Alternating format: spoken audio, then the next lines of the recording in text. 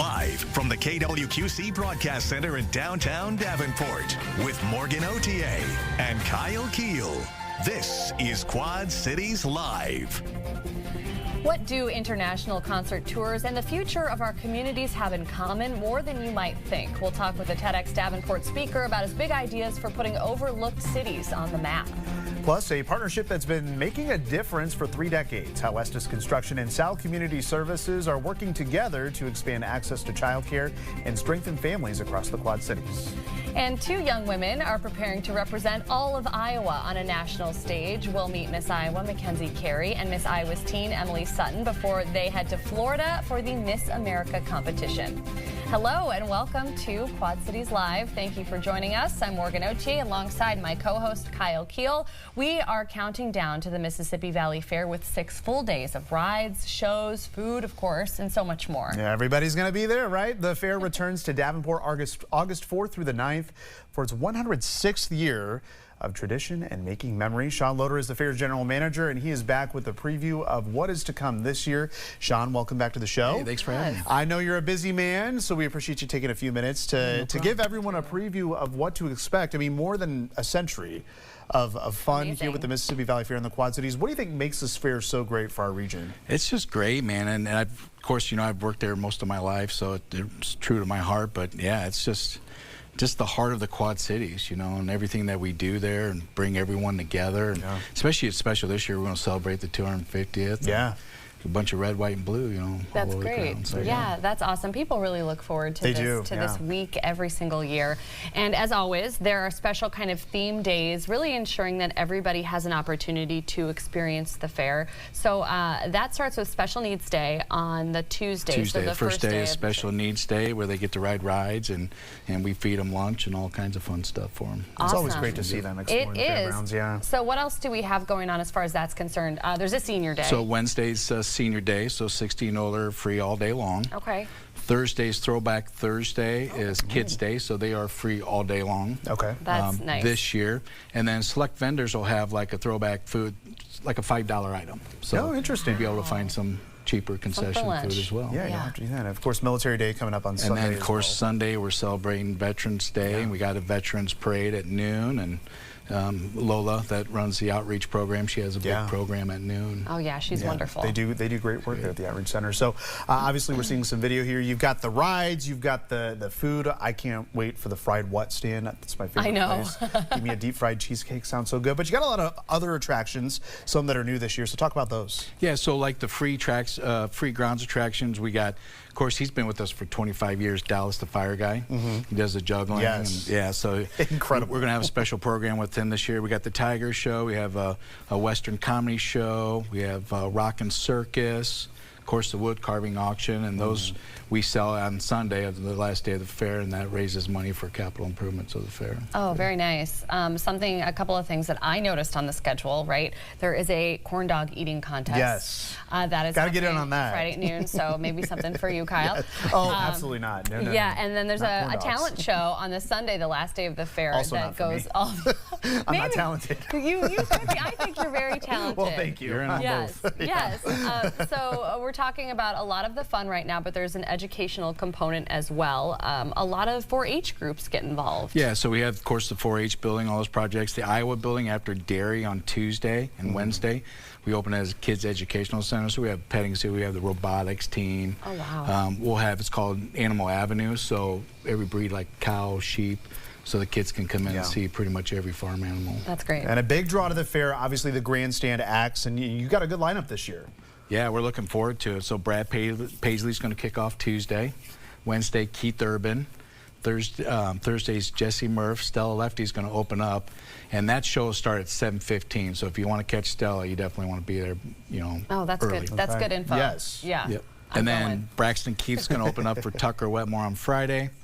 Neon Trees is going to open up for Goo Goo Dolls on Saturday, and then, of course, Sunday, Veterans Day, is, of course, Craig Morgan and Neil McCoy. Wonderful. And real quick, obviously you have to have a fun card to get into these concerts, but new this year, you've actually got single concert tickets if you just available, except for Jessie Murph, because she sold out. Yeah, so if you just want to go to one night, yeah, you can buy a single-day ticket now. Okay. Otherwise, your best value is the fun card. Absolutely. Jessie Murph did sell out on the single-day tickets, but you can still get the fun card to see her show. So yeah, you definitely want to get them before. And then the VIP tickets, that's brand new. Last year, where you get right in front of the stage, you get let in a half hour early. Those are actually sold out as well. Okay. So good to know. Well, the Great Mississippi Valley Fair, 160th year, August 4th through 9th. MVFair.com for tickets and, of course, those fun cards and those single concert tickets. Sean, thanks so much, and everyone. Thanks for having me. Yeah, look forward to seeing everyone. Thank you so much, Sean. Still to come on QCL, meet a TEDx Davenport speaker who has traveled the world with major music tours. How he's bringing those lessons home to the Quad Cities. Next. You're watching Quad Cities Live. From coordinating the complex logistics of international music tours to exploring what makes communities thrive, our next guest has a unique perspective on the future of cities. Yes, Aiden Landman has spent his career behind the scenes of live entertainment, and on August 12th, he's bringing those experiences to the TEDx Davenport stage. Aiden, thank you so much for being here today. Thank you guys for having me. Yes, of course. Yes, of course. I'm so excited to learn a little bit more about you. So let's just start there. Tell us a little bit about yourself and your work in the live entertainment industry. Sure. You know, born and raised in Hillsdale, Illinois. Very nice. Gosh, what is that, 40 minutes away, something like that? Something like that, yeah. Got into international touring after being a bench tech at the closed music go-round in Davenport, Oh my Iowa. gosh, wow. There was an opening with a rock and roll band called The National, and a buddy of mine was working with them, and they had just lost a tech, and I filled in and somehow caught on. Wow, that is kind of an incredible story. Yeah. So you've got a talk coming up here at TEDx Davenport, and it is called, let's see, what is it? Flying Light. It's a music professional's guide to the cities of the future. So can you kind of give us a brief preview of what the audience can expect at the talk? Sure. The talk is born out of kind of what could have been a professionally and personally disastrous decision to get on a private jet that was filled with musical gear on a flight from Chicago directly into a gig in Paris. And after obviously making it and having some time to reflect on it, we started to decide that to actually be successful and sustainable, you need to start paring things down that are unimportant. One of the things that got us into trouble was we were carrying every single thing that an audience expects a band to have. Sure. When instead, really, you need to pare that down to only the things that makes you, your band, your brand special.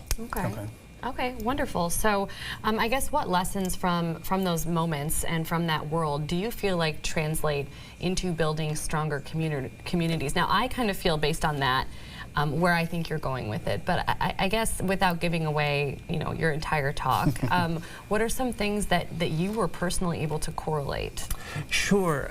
From like a civic standpoint, it kind of boils down to this idea of the aesthetic of the generic.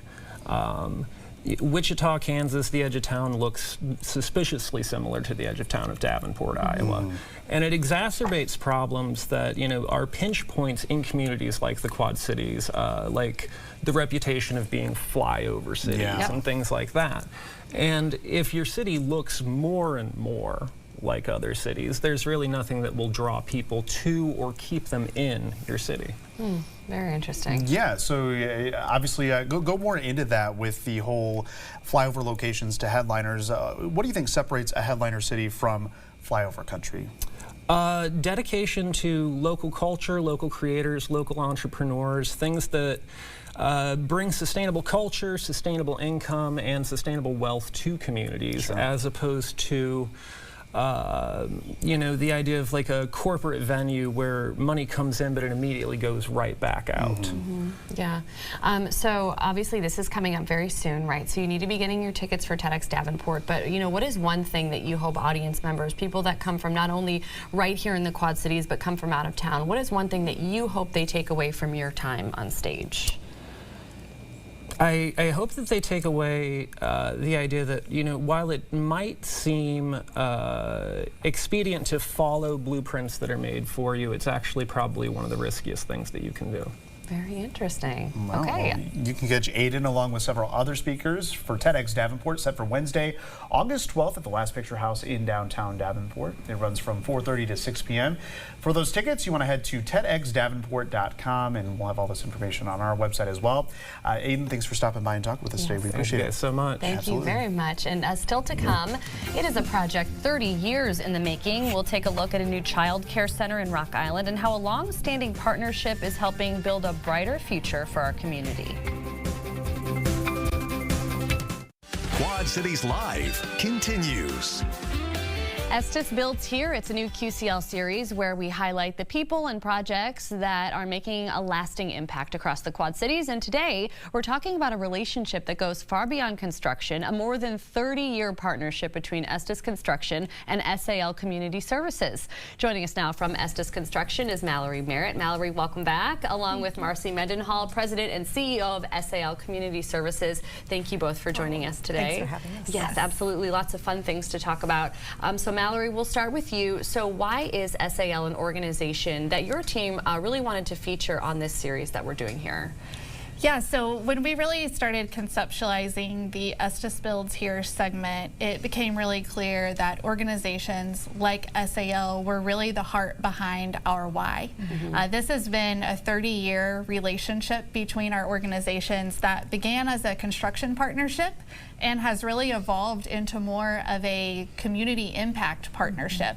So we're very privileged to be teammates with Marcy and her team, and look forward to everything she's going to share with us. Yes, we're excited to share that as well today. So Marcy, many people know about SAL because of Skip Along, but you know, SAL Community Services is so much more than that. So can you describe some of those services for us? Absolutely. Thanks for the opportunity. You know, people know Skip Along Early Care and Education, which is fabulous. We also scaffold programs around our Families of Prevention Initiative, Early Head Start, Preschool for All, and also home visiting programs. But for those families who don't want to go to a center-based care, we have Home Child Care Network that offers non-traditional care, nights, weekends, and holidays. But also have spots in qualified homes as well. If you're looking to pay for child care or looking for child care anywhere between here, Peoria, and down to Macomb, our child care resource and referrals are available to be able to take that. And also we have a welcoming center that serves immigrants, refugees, and non-English speakers. Amazing. And you know, as a parent, as a mother, it is so heartwarming to hear that because there is such a child care crisis. I mean, we hear about it all the time. People are constantly looking for ways to work and be successful and also have, you know, a reliable source of child care. So this is very exciting. Marcy, can you talk about the construction project that is going on now in Rock Island, really 30 years in the making? It really is. The building we've grown out of on 4th Street in Rock Island, but then probably for the last 10 years, we've been wondering of how we're going to build this new building, and we have worked with Estes over the course of the 10 years and figured out that we needed a new building. It is 30,000 square feet. We're going to serve 25% more kiddos, which is incredible. And then the incredible piece is we have intergenerational partnership with Friendship Manor. I love that. It is. So I remember you telling us about that when you kind of revealed and unveiled this project on Quad Cities Live.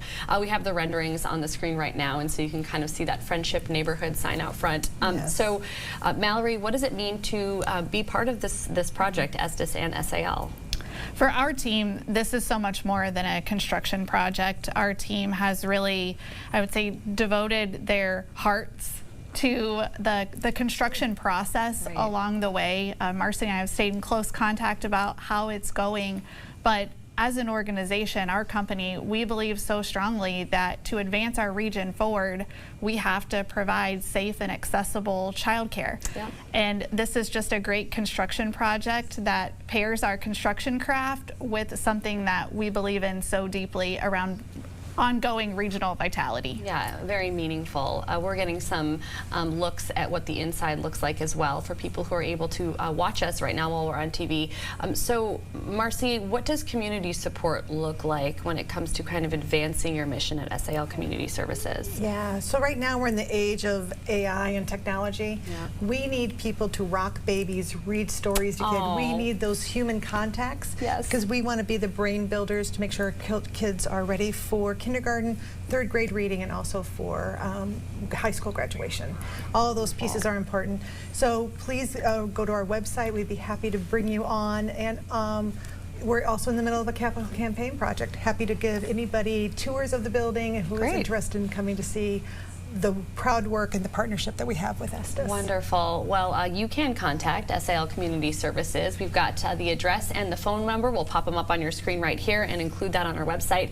And to learn more about those services that the organization provides, visit them on the web, salcommunityservices.org. And a reminder, Estes has launched their new community fundraising process, so more information and applications can be found on that company's website there, estesconstruction.com.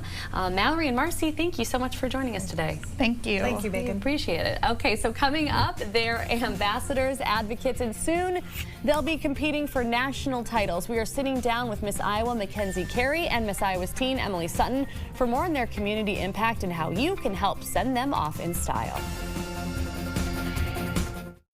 Quad Cities Live continues.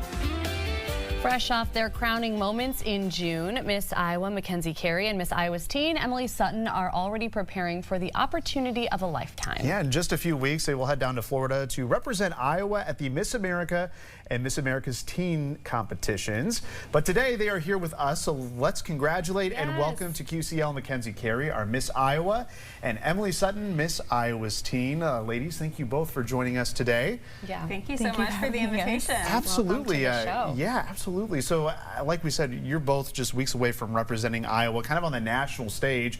So, what kind of emotions are you feeling ahead of that? It's got to be really exciting. It's so exciting. So the term I've been using is it's wonderfully busy. It's busy, but it's in a good way. It's been a whirlwind of the last month for us. I have done so many appearances, but I also had the opportunity to visit Philadelphia with all 52 title holders to celebrate the 250th birthday of our country. Yes. And so it's been a whirlwind, but all incredible things, and I'm so grateful. Very, very busy. Like as soon as you get crowned, right? It's just off to the races. Yes. And full disclosure, I did get to be a judge. Yes, you did. For this year's Miss Iowa and Miss Iowa's teen, which was like such an amazing, incredible experience. Not to make it about me, but I'm only saying that to say that to see both of you and many of the other women go through the interview process and speak on your community service initiatives was truly eye-opening. I mean, I was blown away at the poise and the abilities that you both had, and along with everybody else. So. Yeah, I mean, really, really incredible experience from my perspective. Emily, so you will be representing Miss Iowa's teen as part of the competition. So, you know, what are you most looking forward to for that, and what does it feel like to be a representative of the state that you're from? It's insane, honestly. The first word that comes to mind is that, just because I'm a first-year title holder. I'd never competed before October last year. Oh, wow. So I learn every single day. I mean, I have no idea what I'm doing. That's my favorite thing to say. But me too, Emily. I'm so grateful to be learning.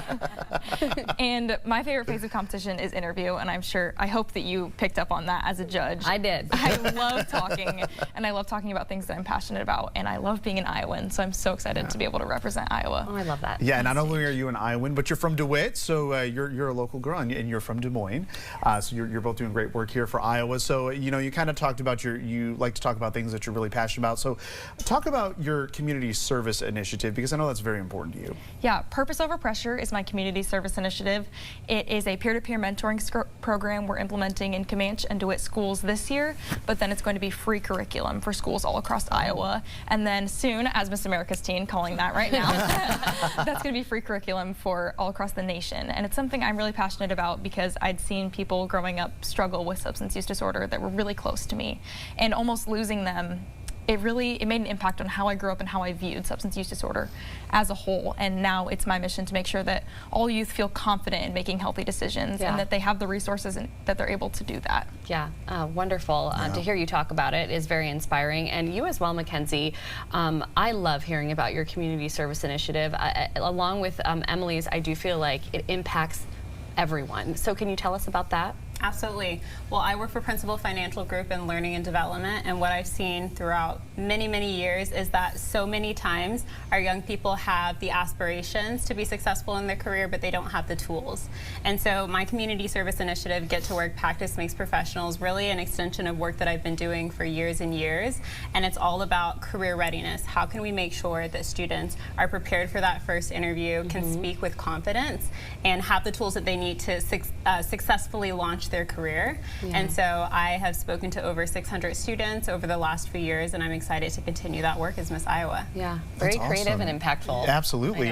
But you know, before you head to the national stage, a lot of people are going to be celebrating. I'm sure you've celebrated quite a bit here over the last couple of weeks, but you each will be having your own send-off ceremonies. So we'll start with you, Mackenzie. What's your party going to look like? Absolutely. Well, my party will be in Des Moines. It'll be hosted at the Hoyt Sherman. This is breaking news. Breaking news. I love when that happens. Yes, breaking news on QCL. We love it. Yes, I love it. Sunday, I believe it's August 22nd. I can check that for you. Okay. Yes, August 22nd. Yes, Saturday, August 22nd, 2 to 4 p.m. Sunday, August 23rd. Okay. Oh, there we go. We're all wrong. Yes.